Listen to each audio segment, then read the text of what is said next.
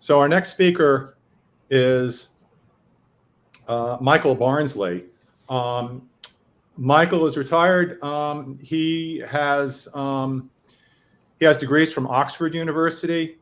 He has degrees from the University of Wisconsin in theoretical chemistry in 1972. And he was at Georgia Tech until 1989, where he was a math professor. He also worked at Iterated Systems, which is a Georgia company devoted to fractal image compression. He's currently developing with others fractal artwork projects, the Yoga Tree, interactively weaving human figures into natural forms. We're very happy that Michael is here with us today, so please welcome Michael Barnsley. Hi, Michael. Hello from Australia, and I feel this is pretty exciting. This is quite early in the morning for us. I know it, and also, very sadly, it's no longer Pi Day. It's actually the next morning. This is the 15th. I'm sorry. I hope that doesn't affect your talk. No, well, that's, I don't know. Maybe. So in making my talk, since I want to get into the swing of it, first of all, very much thank you to Chris Havens for getting me involved in this. I feel it's quite a privilege, and I am boasting to all my friends who are not able to, aren't involved with the US prison system. I think it's quite a privilege, and I boast about it, and I think is a pretty good way to go. In presenting my talk, I'm going to actually share my screen because I want to write on the screen on my talk with my finger, which is the way you can do it apparently with this computer. And the way I'll do that is I'll go to share screen here, and then having gone to share screen, what you have to do is you have to go to Edge and go full screen, and then ask them if they tell me see where to click. little blue thing. Now. And pull it up. Make it maximize it. Right. Okay. Now. Okay. Do the thing. No, hold on. No. You have to go to here and do Control F11. Hold on. Control. And ask them what they're seeing. No. Pi Day. Got to stay on Pi Day. Right. I don't think you've got to do function F11. Function F11. And then talk to them. Hello, can you see this? I have no idea. I think you'll have to minimize. Yes, I'm sorry. Yes, it's working. I was muted. Okay. So you can hear me, and you can also hear Louisa. And yes. I'm going to now work on this screen to give my talk.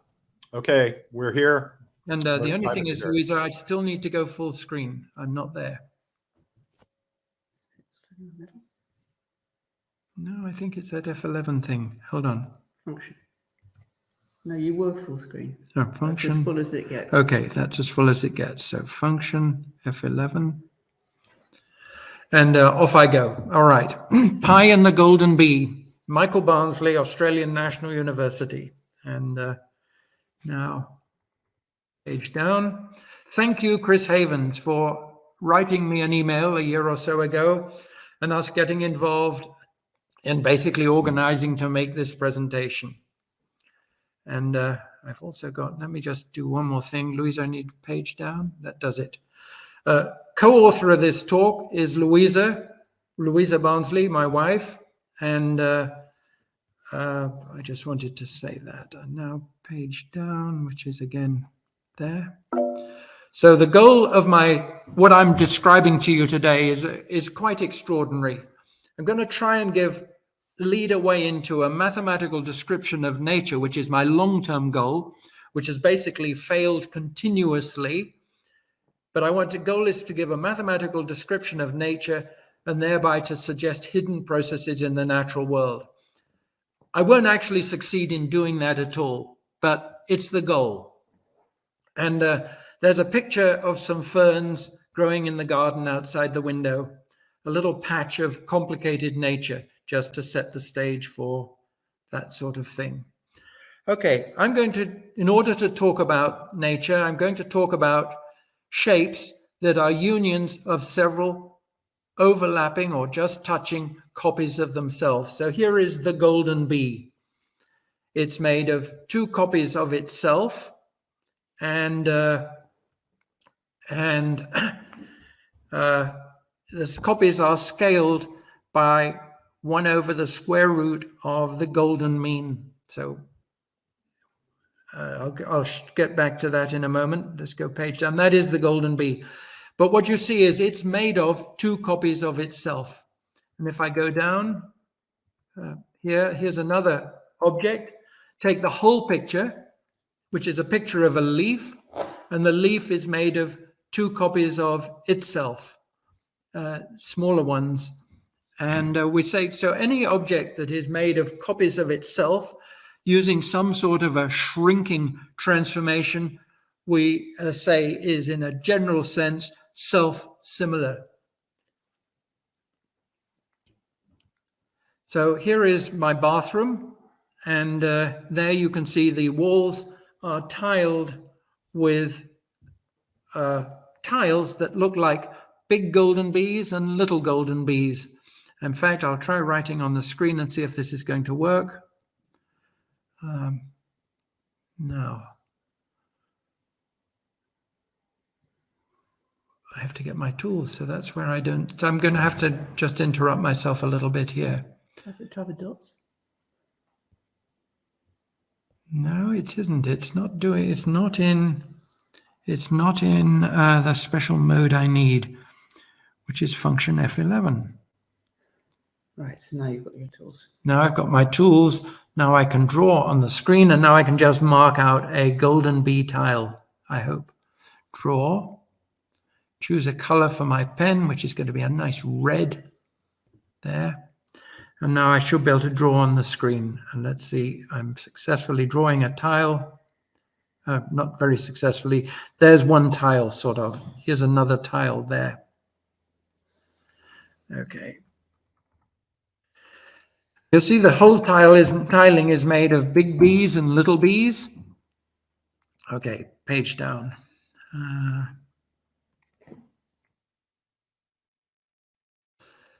So whatever the self-similar object I'm talking about, whether it's a Sierpinski triangle or a fractal fern or a leaf or a golden bee, it's a union of smaller copies of itself.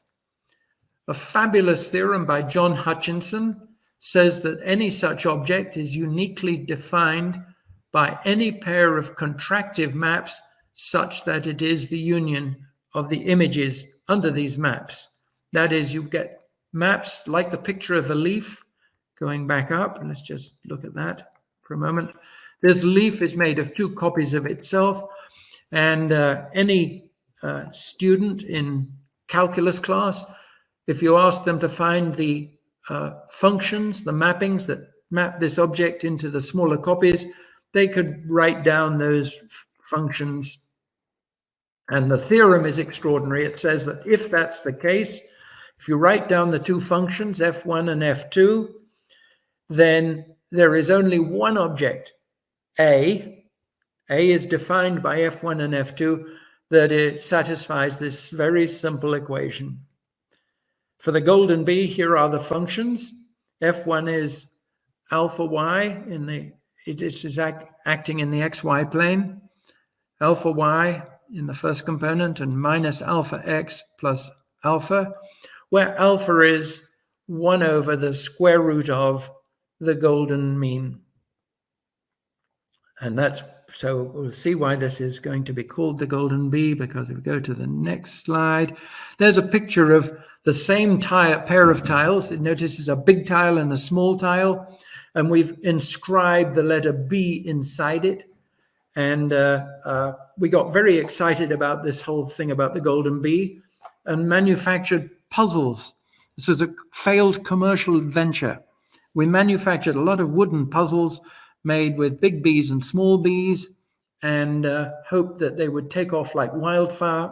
And they didn't, of course, but we did design a logo for the boxes. And we called it, as you will see in a moment, the world's golden bee puzzles, the hardest, smallest puzzle. What you do is, instead of just having two, since each of these tiles is made of copies of itself, well, you can make each copy out of copies of itself. And you can go on subdividing and subdividing, and you can make a great big large number of bees, of big bees and little bees. And when you've done that, you've got a box full of pieces which you can assemble into a very big bee.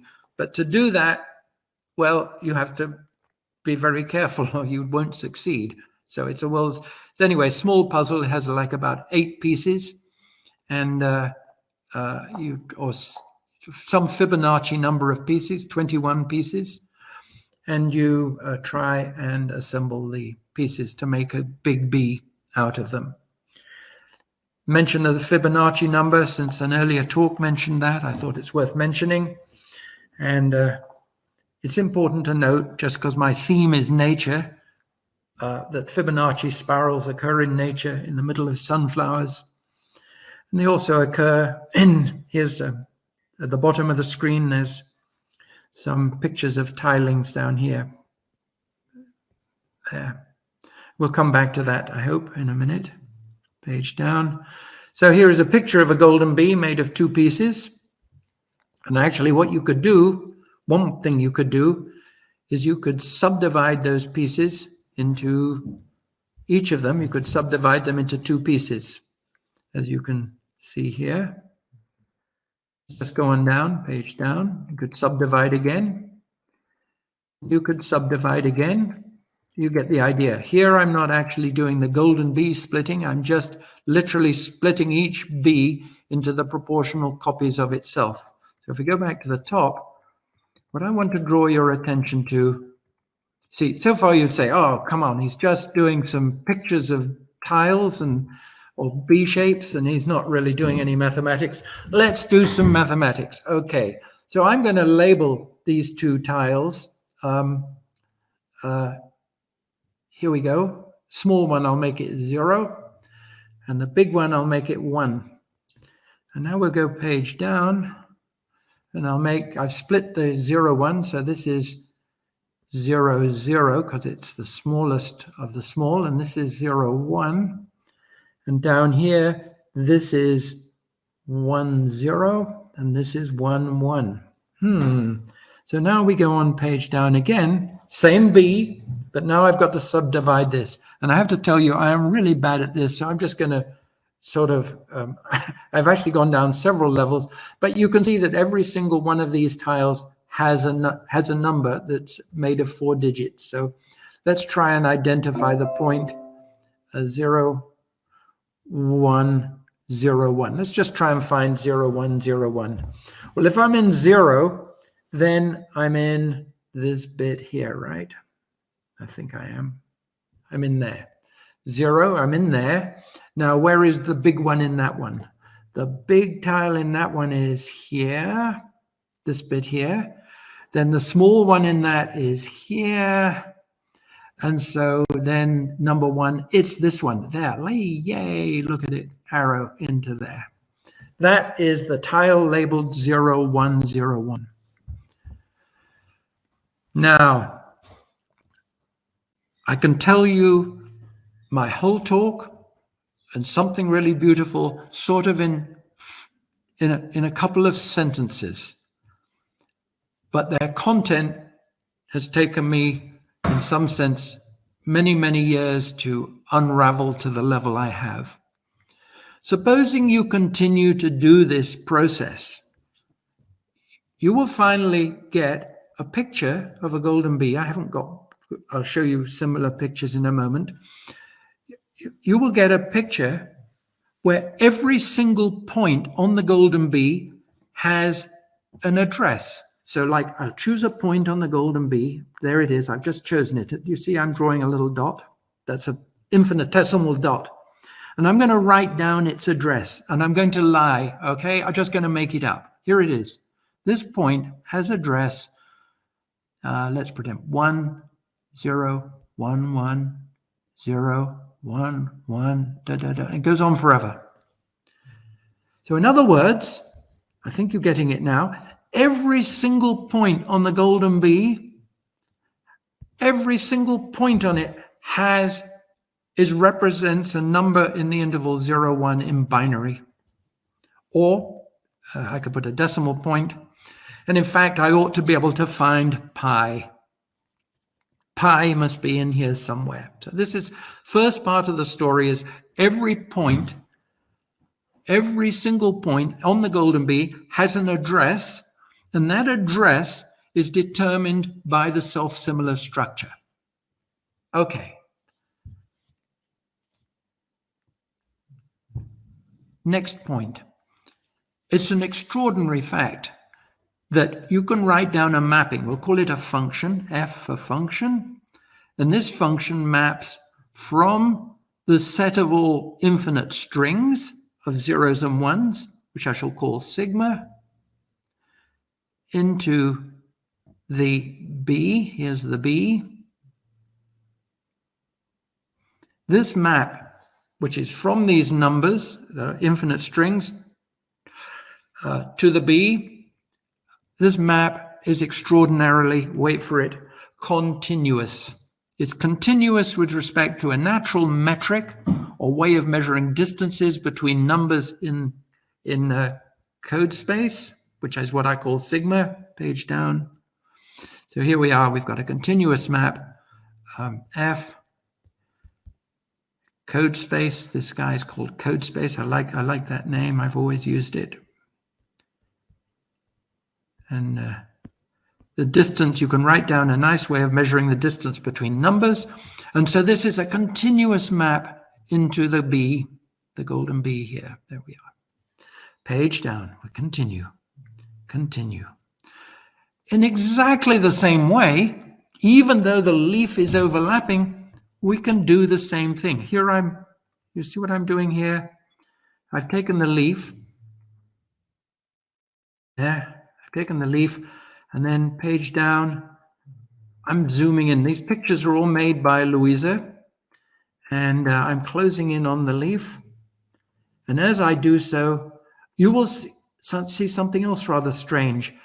Bits of the leaf are overlapping. I'm only looking down from the top, so that one of the leaves is on top of the other. Do you see that? One leaf is on top of the other. But nonetheless, in other words, some of the addresses, some points are going to have lots of different addresses. So let's just look at a few addresses. And we'll go on down here. Every single point has an address, and we're closing in here. Each of these might have I'll make it up. This might be, we again call our function f. And f of something like 1 0 1 1 0 1 is equal to this point here. But this would be a point. But any one of these little tiles that you can see, and other ones you can't, every one of these tiles has its own address. What we do is we extract what we call the top. The top is the point on the object that you get by taking the highest lexicographic address. Namely, points might have many addresses, but we can pick out the highest address. Okay, so here we go. Let's just go up the screen a bit. Oops, page up.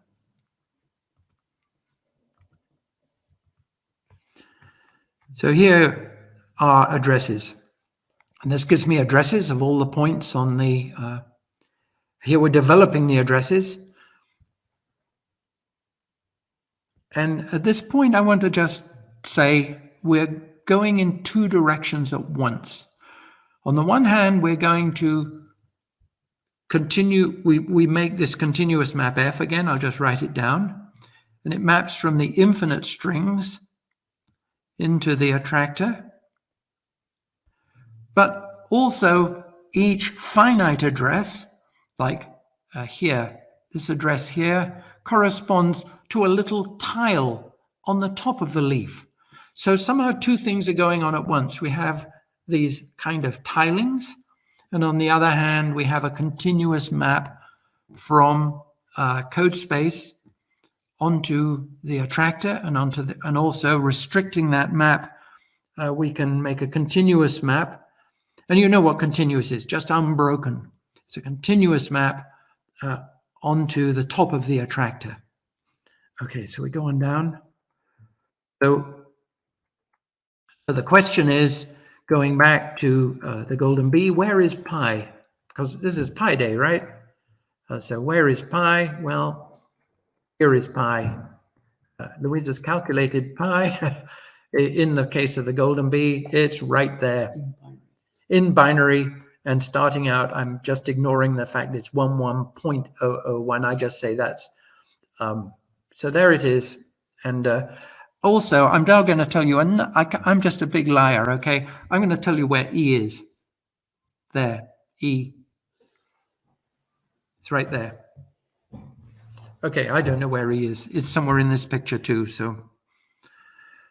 Okay, so here we are with these addresses, and in particular with these top addresses. Now comes the first thing we're going to do. We're just playing with going to play with the infinite addresses that we get by carrying on this process ad infinitum. We get every point has got a unique top address, and this allows me to do something. Well, don't worry about pi anymore. Let's go on to this. Here I've done something quite extraordinary. Here on the left, there is a picture of a leaf. And here on the right is a picture by Monet.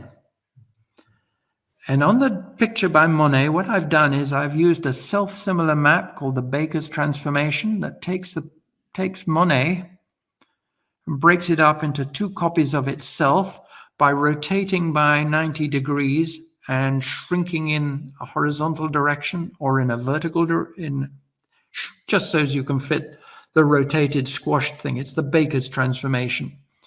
And if I do that and I label these two maps 0 and 1, then every point on Monet has a unique address. So what I'll do is I'll start with a point on the leaf. Here's a point on the leaf. Having taken that point on the leaf, I'll calculate its address. I get its address, and then I color that point, the point whose address in the Monet picture is that address. This gives me a lovely mapping which paints or assigns to each point on the leaf, assigns a unique point on the leaf. And this process I call color stealing. It's a very attractive process because you can steal colors from a very famous picture and no one can prove that you got it from that picture. Well, I don't know, maybe they can, but I call it color stealing.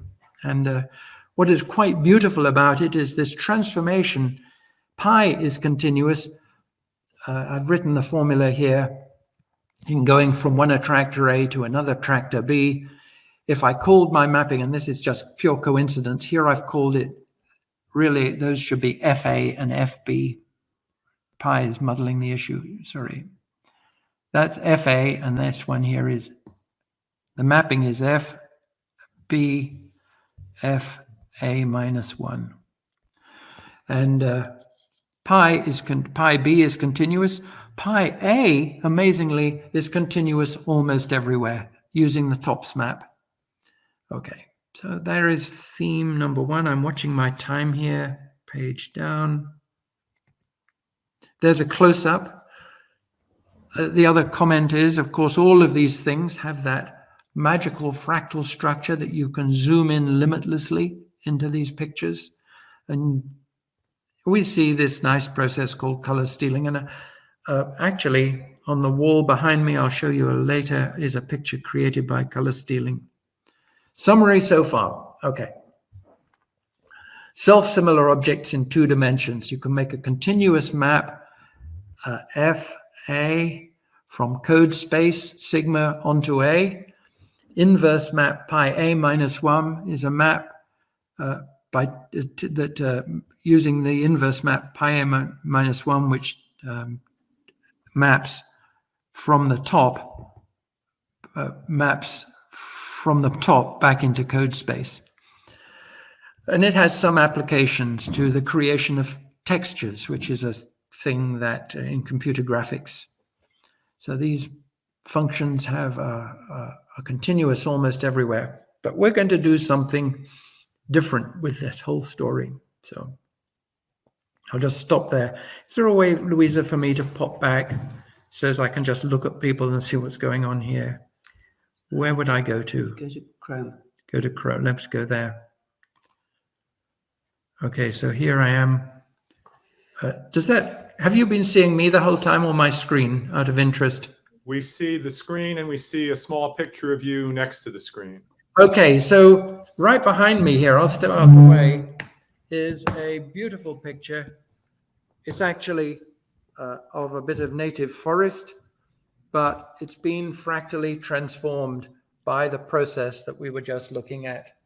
And it hangs on the wall in my room here, and it is huge. And I'm not exaggerating. Anyone who comes in to the house, they say, oh my goodness, that is so beautiful, because it is a fractal. I can take you right up. The actual template, now wait, I'm just trying to get it. That's the edge of a tree that was burnt in a forest fire. And you can see the fractal structure in the picture at the finest detail all the way over the picture. I could talk about this for my whole talk. There are people walking in the picture, but you can see they're walking on a path in this big burnt forest. Okay, that's enough of that. That was the theme of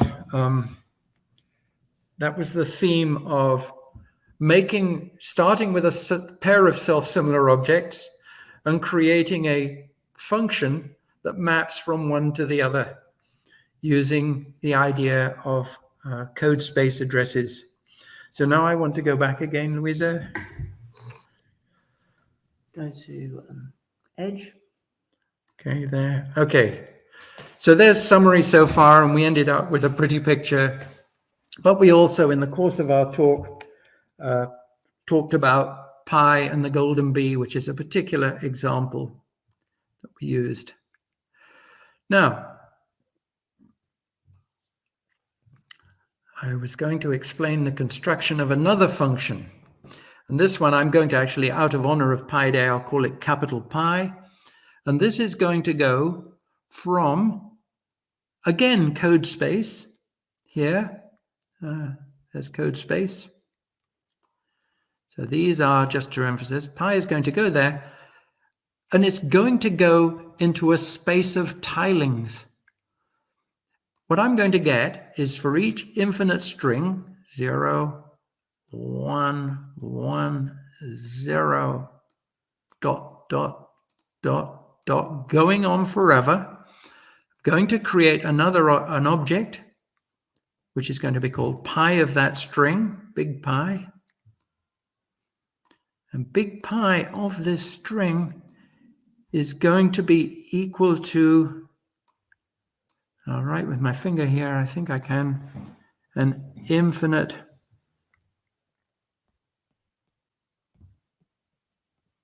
tiling. For example, one example would be the tiling in my bathroom. For a particular choice of infinite string, pretend my bathroom walls go on forever, just one wall, and it goes on forever and it's tiled forever with a golden bee tiling. One of those that tiling that we've just imagined, that tiling would be actually the image of a particular infinite string of zeros and ones.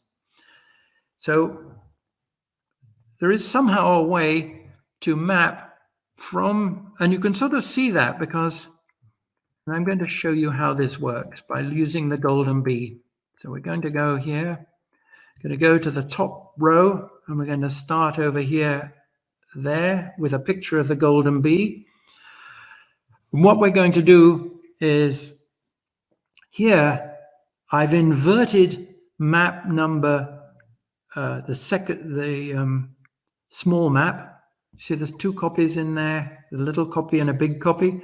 If I invert the map that takes the whole bee into the small copy and apply it to that picture, I get a new object here. There's the original sitting right where it was, in gray at the bottom, that little bit. And then there's a new bit that grows, that's another copy of a golden bee, and I just tile it with the same size tiles, big and small. So that was applying map. So far we've calculated. We're calculating pi, big pi, and that was pi of 1 because it was the big map. But wait a sec, we're going to go on. We're now going to invert the small map and apply it to this whole picture. The small map is the one that maps the gray object into the small gray object. So here, and let me just, boing, can I make that? I can't make that any bigger, no. Okay.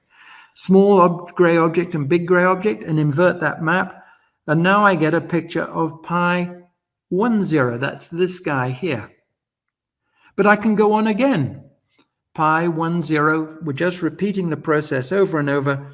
I now apply map, the inverse of the big map, which is the inverse of the big gray map, that one there, and apply it to the previous picture, and then retile the new bit, and I get pi 101. And actually what we do is we go along here, bonk, bonk, bonk, bonk, bonk, and we get pi 0111. And if we go on forever, well, guess what? We get something like my bathroom wall, or maybe some other place. We'll get an infinite tiling, and they're just colored somewhat arbitrarily for the purpose of this presentation. The extraordinary fact is that if you choose a different sequence of zeros and ones, if the new tiling you get will not be any kind of translation, or it will not be the same. You can't map from one tiling continuously to another. They're distinct tilings. Now, there's a bit of a tiling just to show you that, but here's the point of my story. What I'm presenting today is completely new. It's not been presented other than at one talk at Howard University a few weeks ago. It turns out we can do the same thing with the leaf. Here I am blowing up the overlapping leaf. You remember our leaf, how it was overlapping? What we can do is we can actually also, given any top address, we can find an infinite tiling corresponding to that top address. And that infinite tiling now is much more magical to me than a tiling made of golden bees, because it can look like something in nature. And so we end up, by this means, and this is just big words, okay, I'm hoping to inspire someone to get involved in fractal manifolds, but we end up with a continuous map pi from code space into a space of tilings. In this space of tilings, there are non-denumerably many different tilings. They are characterized by the tails of the sigmas, and they have the topology of a kind of fractal manifold, and each manifold is characterized by the tail of the address. Okay, so here's I've just been starting to calculate pictures of these things, and I'll tell you they are pretty strange. This is a top of a leaf tiling. That's a sort of it's a little bit dotty because in order to calculate these things, I actually use the chaos game, which maybe is a random iteration algorithm that dances around on the fractal to create the picture. And another bit of a picture. So the colors of these tilings are created by the color stealing that we've already mentioned. But each tile now has its own color, and you want to think of this picture as being infinite. There's a question there on the chat about, does every self-similar tiling require a ratio, a reciprocal of the golden? Not at all. You can have any set of numbers whatsoever. You still create a tiling. You've just got to have your subdivision rule of how you go back to the original. But no, it uses anything. So this is all you need to start with is an overlapping or just touching self-similar object. And there are as many, there are vast numbers of them. So you can make shapes that look like, well, for example, the overlapping leaf. Okay, page down. I'm not sure. I think that's all, folks. I'm going to present. Oh, well, there's back to the original. So my pictures don't look like this yet. But since we've only just started doing fractal tops, we're quite excited about the idea, Louisa and I, that we will start to make really wonderful pictures that look like nature. Okay, well, that's my presentation. Go back to Chrome. I'll go back to Chrome. Here I go. That's Chrome there, right? No, that's not Chrome. All right. That's Chrome. I have to apologize for getting old, okay? I find things harder to do than I used to. And I'm not apologizing, actually. That's unrepentant. I'm just explaining. And thanks. It's reassuring for me. I want to thank you, and I also want to thank Louisa for pitching in. Thank you. Really interesting talk. I'm trying to monitor the chat and see if there are questions coming in. I don't know if anybody else has found any questions. But what I'd like to do first, before we get into to some questions and answers from Michael, I'd like to introduce Tom Edgar, who's going to be the next host. Tom and I are going to be sharing hosting duties between now and the next talk. Hi, Tom. Hi, good to see you, Michael. I really enjoyed that. You never gotta apologize. We all struggle. The tech is up and down for everybody, right? And everything's new, so it's fun. Super fun. So, thank you. One thing I was interested in your talk, you've got your sequences of zeros and ones, and you talked about pi, in terms of its binary expansion. Have you thought about looking at the binary expansion of all these numbers? So now you've got a map, to the real numbers and sort of what properties that might have. Yeah, I mean the properties of those kinds of mappings. Generally in fractal geometry, there's quite a lot of study of what we call code space mappings. Okay. And I think the main result is this continuity almost everywhere for the fractal transformations, which is really what you're talking about, right? Because you're making a mapping from, the real numbers okay, so a great example, take the interval 0, 1 and split it into two pieces. 0 to a half and a half to 1, there's a self-similar object. The tilings we were talking about would then be the whole real line broken up into the integers with the spaces in between. That's exactly what that would be. And the code space, and so the fractal transformation then from the code space of any object, you can get a mapping back and forth between you get a fractal transformation between either the interval 0, 1 and the object, or just you study the properties of the mapping from code space direct to 0, 1. And that's fairly straightforward. Yeah. It was hard to see completely and Tom, behind you, it looks like you've got almost the same picture that Michael's got behind him. I don't know what the coincidence there was. Michael, it was hard to really appreciate the picture, but looking at it from here, it almost looks, there's a dimensionality to it.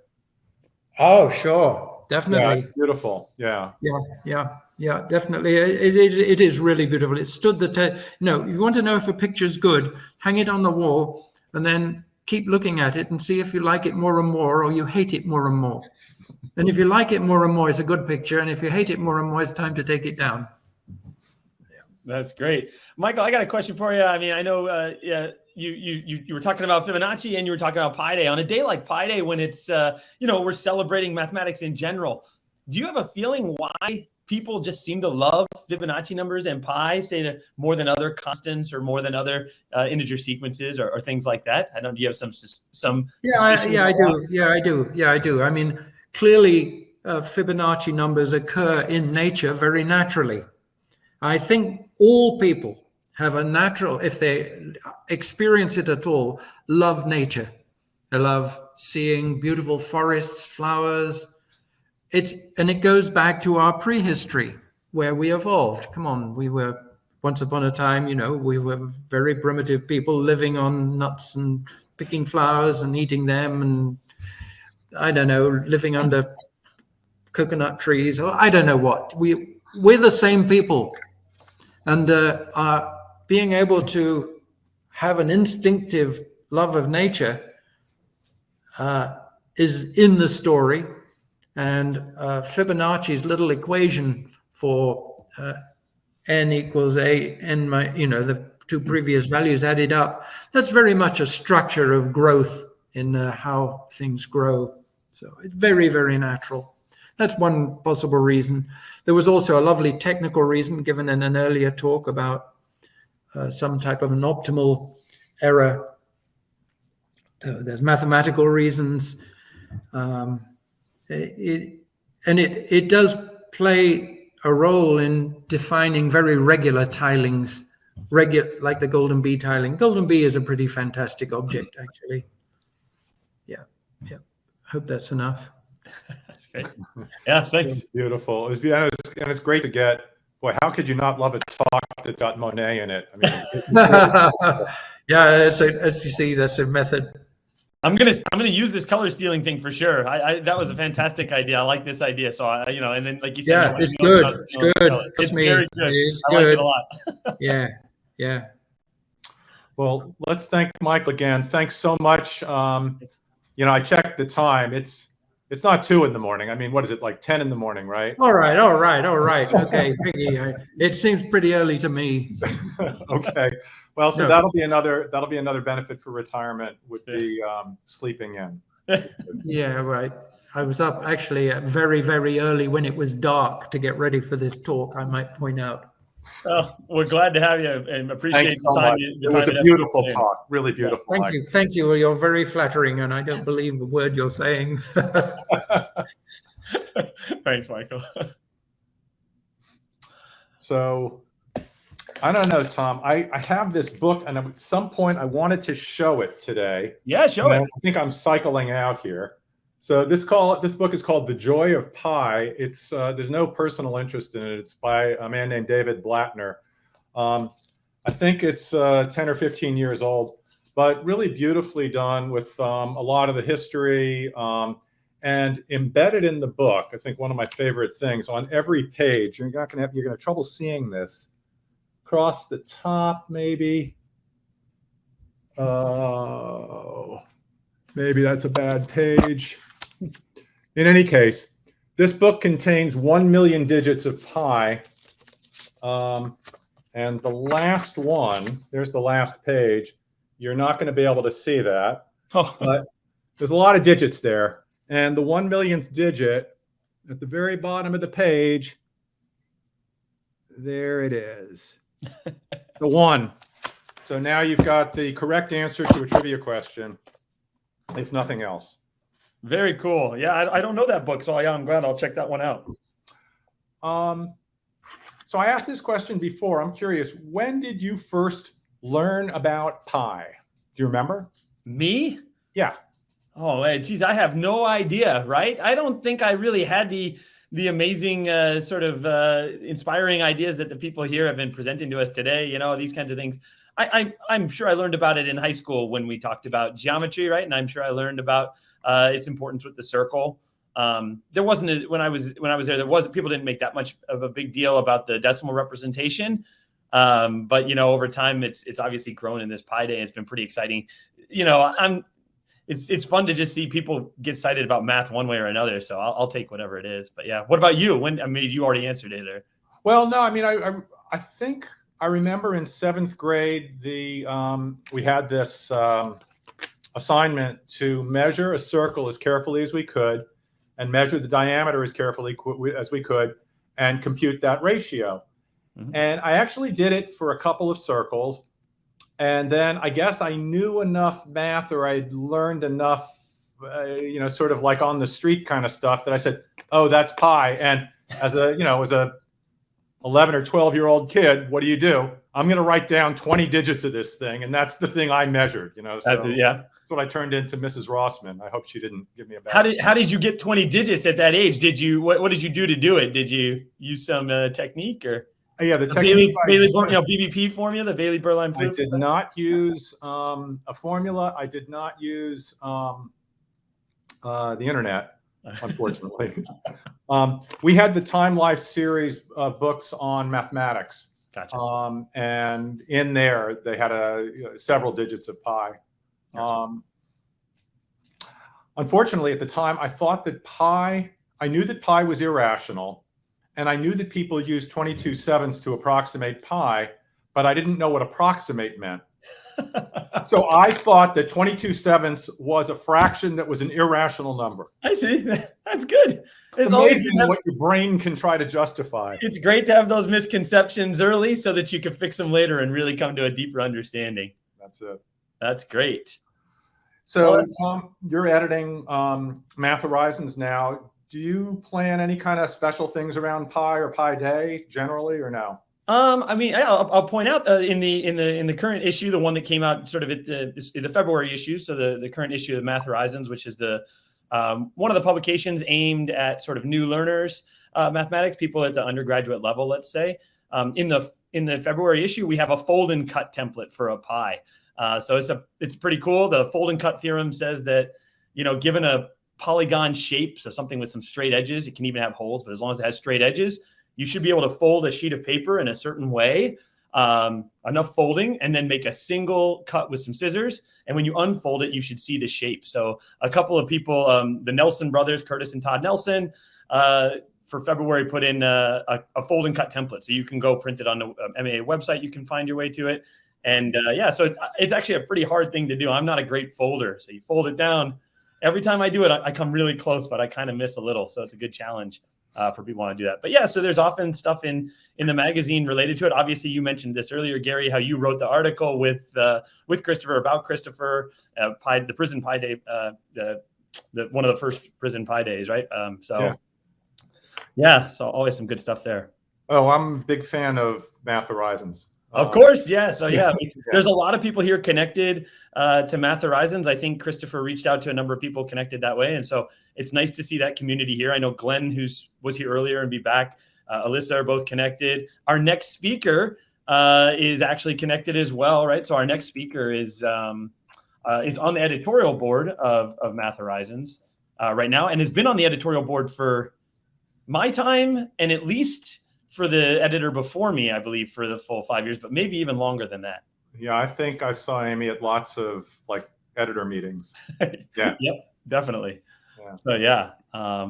So and then I was trying to remember if it's time to introduce her. I think it probably is, right? About time. Yeah, I think this is a good time to try to, if she's available. I think she's on, and she just told me that she's been here longer. So she predates the editor before me, which means she predates you, I think, as well, as well, because you predated the previous editor as well.